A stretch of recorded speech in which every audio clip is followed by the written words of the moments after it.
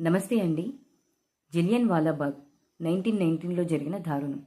కానీ మన తెలుగు రాష్ట్రాల్లో దాని తర్వాత అలాంటి దారుణమే ఒకటి జరిగిందని మీకు తెలుసా? ఈ కథ చరిత్రలో లేకపోవడం చాలా బాధాకరం.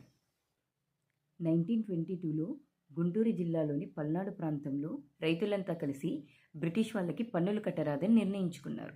ఇది గాంధీ గారి అసహకరణ ఉద్యమంలో ఒక భాగం.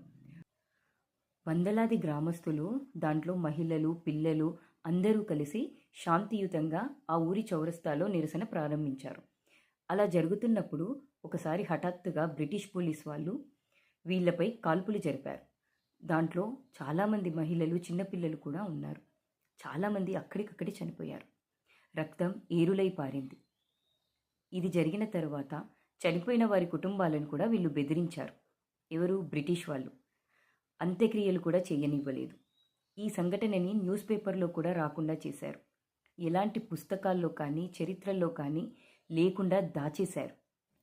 జలియన్ వాలాబాగ్ అనగానే దేశమంతా వణికిపోతుంది. కానీ మన తెలుగు నేలపై జరిగిన ఈ సంఘటన మనకెందుకు తెలియదు?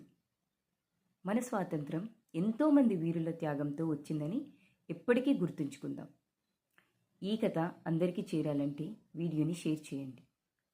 మన చరిత్రని మనం తిరిగి రాసుకుందాం. జై హింద్.